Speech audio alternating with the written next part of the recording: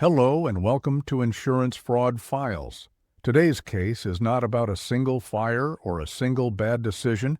It's about a family operation that turned arson into a repeatable business model. Multiple properties, multiple fires, millions in claimed losses. This is the Family Arson Ring case involving the Chen family. At first, none of the fires looked extraordinary. A residential property burns down. Insurance is notified. A claim is paid. Life moves on. Months later, another property connected to the same family is damaged by fire. Different address, different circumstances, same outcome. Individually, each incident could be explained. Accidents happen. Electrical faults occur. Fires, unfortunately, are part of the risk landscape insurers deal with every day. The problem was frequency. Over time, investigators began to notice that the same names kept appearing in unrelated fire claims, different homes, different policies. But the same family network surfaced again and again. When losses connected to the Chen family were aggregated, the total exceeded $4 million. This is where arson investigations shift from scene analysis to pattern recognition. Fire scenes were reviewed side by side. Although the properties were different, the fires behaved in remarkably similar ways. Ignition occurred in areas with low accidental risk. Damage patterns showed rapid development rather than slow progression. In several cases, personal belongings of high sentimental value had been removed before the fires, while insured assets remained. That detail matters. People fleeing unexpected fires leave chaos behind. People preparing for fires do not. Investigators also analyzed timing. Fires occurred shortly after new policies were issued or coverage limits were increased. Renovations were claimed, but documentation was thin. Repair estimates were consistently inflated. Loss valuations followed a predictable formula, not market reality. Then came the ownership structure. Some properties were held directly by family members.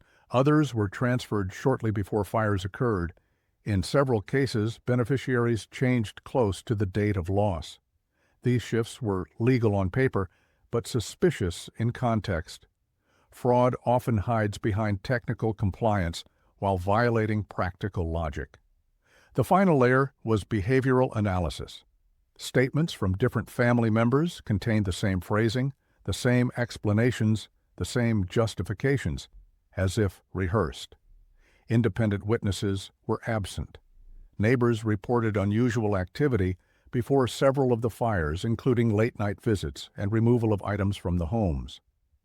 According to findings published by state insurance authorities, investigators ultimately concluded that the fires were not isolated accidents, but part of a coordinated scheme.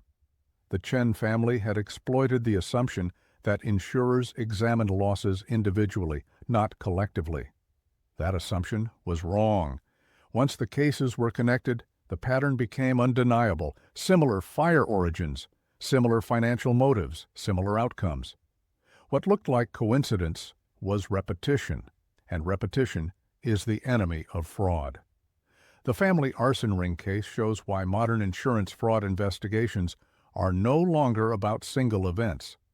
They are about networks, timelines, and behavior across multiple claims. Fire destroys buildings, but patterns survive. At Insurance Fraud Files, we analyze these patterns to show how repeat losses expose intent. Because fraud rarely succeeds once, it succeeds until someone connects the dots. If you are faced with a suspicious claim, incomprehensible losses, or a case that is not supported by facts, Insurance Fraud Files is the place where expertise meets reality. If you need a professional investigation, loss assessment, or expert support in a complex case, do not rely on assumptions. Thank you for watching Insurance Fraud Files. See you in the next video.